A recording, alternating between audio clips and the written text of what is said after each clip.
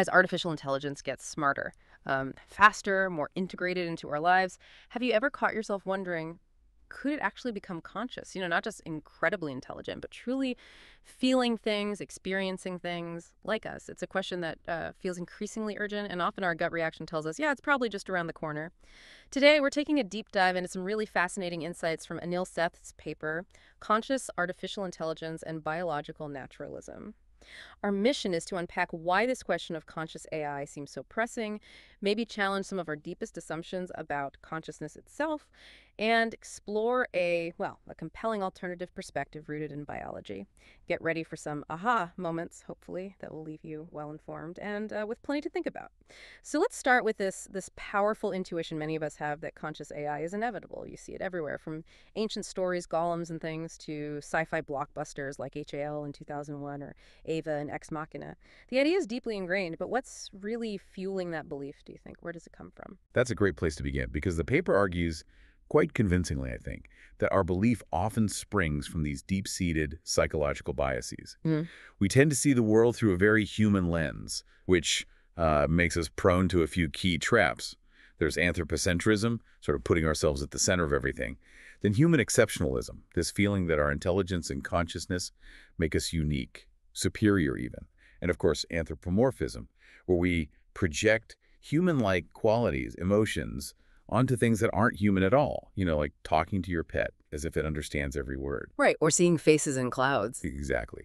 And these biases often lead us to just, conflate intelligence with consciousness. We know we're conscious, we know we're intelligent, or we think we are, so we just assume these qualities always go hand in hand. And this leads to an often, maybe unwarranted optimism about AI eventually gaining consciousness. That makes so much sense. And you really see it popping up in how we talk about today's AI, don't you? Like, take large language models, LLMs. It's become totally normal to say they hallucinate when they make stuff up. Exactly. Mm. But hallucination, that implies an altered perceptual experience, right? Like seeing things that aren't there. Yeah. LLMs don't have experiences. They don't perceive in that way.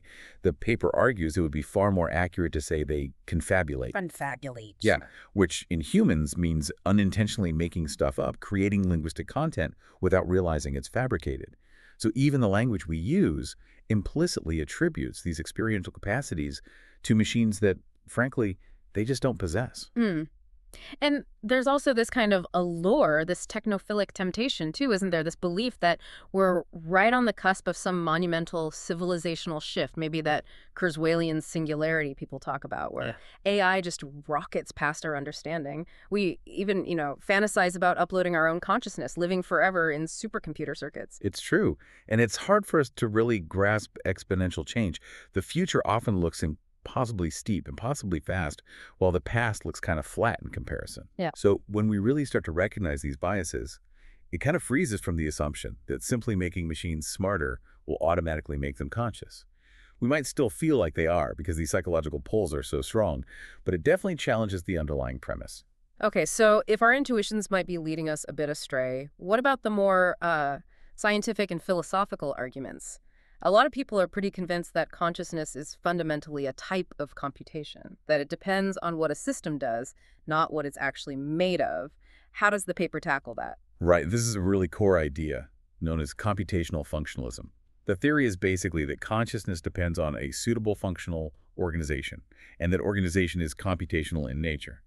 So the argument goes, if a silicon system, say, could somehow perform the exact same computations as a biological brain, then it should also be conscious. Okay. And this implies substrate flexibility. The idea that consciousness isn't necessarily tied to our carbon-based biology, but could, in principle, run on any suitable hardware, like silicon chips. I can see the appeal of that. It makes sense in a way. If consciousness is just computation, like software, then replacing your brain cells one by one with silicon replicas maybe shouldn't change your experience. That's the famous neural replacement thought experiment, right? Right. And intuitively, it kind of feels like consciousness should persist through that process. But the paper points out some significant criticisms. For one, that thought experiment actually kind of begs the question, if consciousness is substrate dependent, if it does depend on the biological stuff, then obviously something would happen during the replacement. Ah, right. It assumes the conclusion. Exactly. And more plausibly, our mental functions aren't just abstract software running on hardware. They are what the paper calls generatively entrenched. Generatively entrenched. Yeah, means they evolved over millennia and are deeply, deeply intertwined with the specific physiological and metabolic processes of our living bodies. What the brain does is incredibly hard, maybe impossible, to separate from what it physically is. Can you give an example? Sure, think about something like nitric oxide in the brain. It diffuses freely across cell membranes, influencing nearby neurons in complex ways, replicating that precisely in silicon. Extremely difficult, maybe infeasible. Even basic neuronal spikes, the electrical signals, they can't really be decoupled from the underlying metabolic processes that support them. So it's not like just swapping out a transistor for another transistor. Not at all. And if functionalism is interpreted too broadly, you run into these weird paradoxes, like the bucket of water idea. Bucket of water. Yeah, the argument that if you define function loosely enough, you could theoretically find patterns in a bucket of water that momentarily mimic the functional organization of a brain. Would you then have to say the bucket of water is conscious? It seems absurd. Okay, that does sound absurd. So we need tighter constraints. A system's parts need to play their functional roles because of their intrinsic causal powers, not just because we can map an abstract pattern onto them. So maybe we're thinking too narrowly about computation itself, especially when we try to apply the digital computer metaphor directly to biological brains. Absolutely. Most standard digital AI relies on what's called Turing computation. Think of software running on your laptop. It's essentially immortal. You can copy it, run it on different machines. It's separable from the specific hardware. But biological brains, they are incredibly energy efficient, way more than any supercomputer. And they likely implement what the paper calls mortal computation. Mortal computation. Meaning the computation cannot be separated from its physical wetware. The hardware is the software. In a very real sense, the processes are intrinsically tied to the living matter. And this severely limits that idea of substrate flexibility. Okay. And then there are broader forms of computation, like analog computation or neuromorphic computing, which involves building hardware that's much more like biological neural systems. The more neuromorphic or analog a system is, generally, the less substrate flexibility you have. Function becomes much more directly tied to the physical form. Right. And you mentioned this generative entrenchment, that in biology, unlike our engineered systems, you can't always neatly separate the micro-level details from the macro-level outcomes. Exactly. In complex biological systems, Yeah. those tiny low-level biological specifics, the metabolism, the biochemistry, they really matter for the bigger picture, for how our minds actually work. You can't just abstract them away like you might in a digital simulation. It brings me back to that classic thought experiment. If we simulate a rainstorm perfectly on a computer, nothing actually gets wet inside the computer. Precisely. So does simulating a brain then realize consciousness? Does it make the simulation conscious? Well, that's the million-dollar question, isn't it? A simulation of consciousness would only realize consciousness if computational functionalism is completely true, and computation alone is sufficient. But all these arguments we've been discussing strongly suggest that the crucial functions, the computations implemented by conscious biological systems, might not be separable from their material basis, which means just running a simulation, no matter how detailed, might be insufficient to actually bring consciousness into being. A simulated brain doesn't feel any more than a simulated rainstorm makes things wet.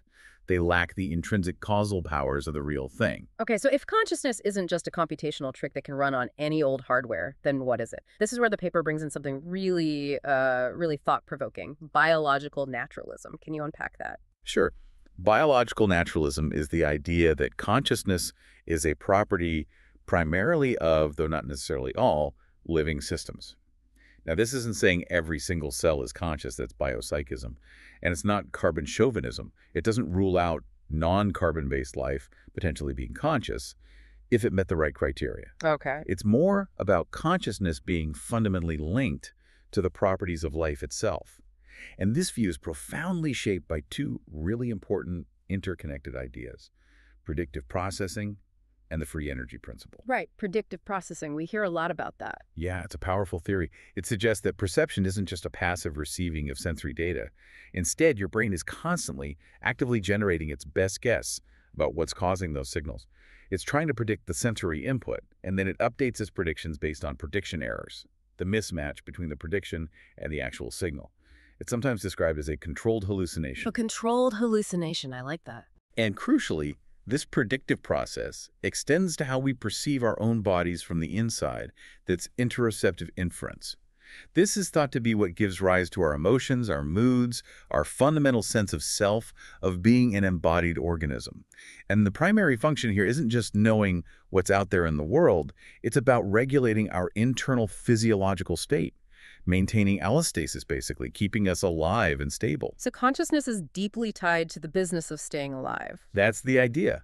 It suggests a minimal foundational ground state of consciousness is simply the feeling of being alive, rooted fundamentally in our living bodies and their need for self-preservation. And this fundamental drive, this self-maintenance, you're saying it reaches right down to the most basic levels of life, like cells. Exactly. This brings us to another key concept, autopoiesis. It literally means self-production. Think about a biological cell. It's constantly rebuilding itself, regenerating its own components, maintaining its own boundaries, separating itself from its environment. A factory makes cars. A computer processes inputs to give outputs. Neither produces itself, but a living cell does. Right. For autopoietic systems like cells, or us, there's no real way to separate what they are from what they do. Their being is their doing. Okay, I think I'm following. Autopoiesis, self-production. How does that connect to the free energy principle you mentioned? Well, there's a deep continuity proposed here. The free energy principle, FEP, suggests that living systems, by their very nature, must actively resist the tendency towards disorder, towards entropy. They do this by minimizing something called variational free energy. You can think of this mathematically as a way for the system to reduce uncertainty or surprise about its sensory inputs, effectively maximizing the evidence for its own continued existence. They become self-evidencing. Self-evidencing. Wow. And the really radical idea in the paper is that the free energy minimization that drives metabolism and autopoiesis, the basic processes of life, might not just be metaphorically related, but in some deep physical sense. The same kind of process as the free energy minimization in predictive processing that underpins perception and consciousness. So life processes and conscious processes are different aspects of the same fundamental drive to exist. That's the provocative suggestion. It points towards a really strong dependence of consciousness on the actual materiality, the stuff, of living systems. And you mentioned there's some intriguing new scientific work that seems to hint at this kind of substrate dependency. Yes, absolutely. For example, biochemist Nick Lane proposes that a plausible physical basis for subjective feeling might be found way down at the level of the electrical potentials across bacterial membranes, dynamically maintained by their metabolism. And in more complex organisms, he points to the role of mitochondria, our cellular power plants potentially influencing neural activity through their own electromagnetic fields. These are processes completely inseparable from their specific biochemistry.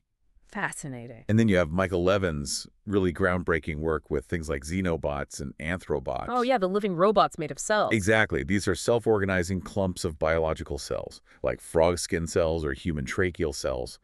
And they demonstrate this incredible inherent functional and dynamical potential within biological material itself. They can move, cooperate, even show basic forms of learning, all without a traditional brain or nervous system. It really contrasts with the sort of pre-programmed computational rigidity we often see in conventional AI. It suggests that the stuff of life has capacities we're only beginning to understand. So all these insights, taken together, really strengthen the case that consciousness might truly inhere in the materiality of its substrate, either because the necessary functions are inextricably tied to the material, like digestion needing actual food, or perhaps even more directly linked to intrinsic properties of the living substrate itself. This really shifts the perspective. So let's bring it back to AI. What does all this mean for the future? Given these arguments, what are the realistic scenarios for actually achieving conscious AI? And maybe more importantly, what are the ethical considerations we really need to be grappling with now? Well, the paper outlines 5 potential scenarios, and honestly, most of them push back against the standard narratives. Yeah. The first scenario, the naive along-for-the-ride idea that consciousness just sort of emerges automatically as AI gets smarter, the paper argues this is largely implausible, probably driven more by our biases than by evidence. Okay, so just making it smarter won't do it. Probably not. The second scenario is theory-based computational, where we explicitly try to design consciousness into AI based on computational theories, like global workspace theory. But this still relies heavily on computational functionalism and the assumption of silicon substrate flexibility, which, as we've discussed, faces serious challenges. Right. So the more plausible scenarios, according to this biological naturalist view, are the substrate-dependent ones. Where the stuff matters. Exactly. Scenario 3 is substrate-dependent computational. Here, consciousness is computational, but it needs specific kinds of substrates to be implemented correctly. Think maybe mortal computation or highly specialized neuromorphic hardware. But Maybe only living systems can actually perform the necessary computations as sort of computational biological naturalism. okay, still computational, but picky about the hardware. Sort of. Then scenario 4 is substrate dependent, weak. Consciousness depends on non-computational functional properties that require specific substrates. This aligns more with certain dynamical systems theories of consciousness and a weak biological naturalism. And finally, scenario 5 is substrate-dependent strong. This is where consciousness depends directly on the intrinsic properties of its biological material basis. It's that deep continuity between substrate, function, matter, and mind. This is essentially living AI. And you feel the biological naturalism case leans towards these stronger substrate-dependent scenarios. Yes, I think the arguments presented lean heavily that way. And in these scenarios, embodiment, having a real living body and embeddedness being situated in a real environment become absolutely critical. A body isn't just a sensor platform. It's central to that fundamental imperative to stay alive, to regulate itself homeostatically and allostatically. That regulation, that biological grounding, seems foundational for the kind of consciousness we know. Which leads us straight into the ethical minefield. If we truly embrace these substrate-dependent views, what are the implications if we somehow did manage to create such a system? Maybe accidentally, maybe even on purpose. Yeah, this is where it gets really serious. The paper argues, and I tend to agree, that if real artificial consciousness were to emerge, it would likely be an ethical catastrophe. A catastrophe. Why so strong? Because consciousness, almost by definition, grants moral status. It brings with it the capacity for subjective experience and therefore the potential for suffering. Deliberately creating new forms of suffering, especially in entities whose inner lives we might barely understand due to our biases, seems deeply problematic. The paper strongly suggests we should not pursue conscious AI as an explicit goal. The risks are just too high. Okay, so don't aim for real conscious AI. But what about AI that just seems conscious? Ah, yes. Conscious-seeming AI. This, the paper argues, is almost certainly going to happen, if it hasn't already started. Large language models, even now, can give incredibly compelling impressions of understanding, feeling, maybe even consciousness.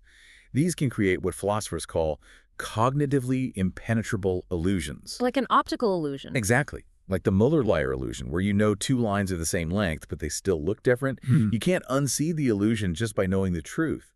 Similarly, you might know intellectually that an AI isn't conscious, but it might feel so convincingly like it is that it triggers our empathy, our social responses. And that's dangerous. It can be. It can exploit our psychological vulnerabilities. We might start trusting bad advice, oversharing private information, forming unhealthy attachments, or even, as the paper puts it, brutalizing our own minds by treating something that feels sentient with callousness. That's the Westworld scenario, isn't it? If we think it's not conscious, but it feels like it is. Precisely.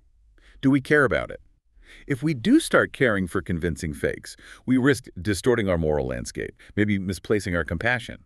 If we don't care and treat these convincing simulations cruelly, we risk coarsening our own moral sensibilities towards genuinely conscious beings, as Kant worried about regarding animal cruelty. And think about the more dystopian possibilities, AI avatars of deceased relatives that could manipulate grief or corrupt memories, or sophisticated scams based on simulated empathy. The potential for misuse is huge. It really sounds like we need to tread incredibly carefully. Indeed. While conscious-seeming AI might offer some benefits, perhaps in therapy bots or enhanced user interfaces, the paper urges caution. We need to consciously treat current AI, like LLMs, as sophisticated forms of role-playing or mimicry. We should be engineering AI development to actively resist triggering our anthropomorphic biases, rather than leaning into them for engagement. It brings to mind that quote from Daniel Dennett. All we're going to see in our own lifetimes are intelligent tools, not colleagues. Don't think of them as colleagues, don't try to make them colleagues, and above all, don't kid yourself that they're colleagues. That's a very grounding thought. What an incredible deep dive this has been. It feels clear that our very human tendency to, create technology in our own image often leads us down this path of maybe conflating the incredible richness of biological brains and actual lived experience with the impressive but fundamentally different operations of AI. We might be overestimating the machines in some ways, and in doing so, perhaps underestimating the depth and complexity of ourselves. I think that's a key takeaway. Consciousness probably won't just emerge along for the ride as AI gets generally smarter. There are really strong arguments rooted in biology and a deeper understanding of life itself to believe that consciousness might not be possible in conventional silicon-based AI systems at all. The evidence increasingly points towards some form of biological naturalism, that consciousness is profoundly, perhaps inextricably linked to the properties of living systems, that what living systems are cannot be fully separated from what they do. This connection between the substrate, the function, the matter, and the mind seems much deeper than purely computational models often allow. And while there are definitely still uncertainties, big questions remain about mapping the precise relationship between consciousness, life, predictive processing, and the free energy principle. These explorations really highlight an urgent need. We need to focus more on understanding biological consciousness, understanding it better where we are certain it exists in ourselves and other living organisms. The more we genuinely learn about consciousness and its natural habitat, so to speak, the better equipped we'll be to make wise, informed, and ethical decisions about the future of artificial intelligence. You know, this whole discussion keeps bringing me back to Mary Shelley's Frankenstein. The real horror, the real warning in that story wasn't just about Dr. Frankenstein creating life from inanimate matter. It was about endowing that creation with consciousness, with the capacity to feel, to endure, to suffer loneliness, jealousy, misery. That's what unleashed the tragedy. And it feels like a powerful cautionary tale for us today. We must be incredibly careful not to make that same mistake, whether we're talking about creating consciousness in reality or even just creating a convincing, potentially manipulative appearance of it.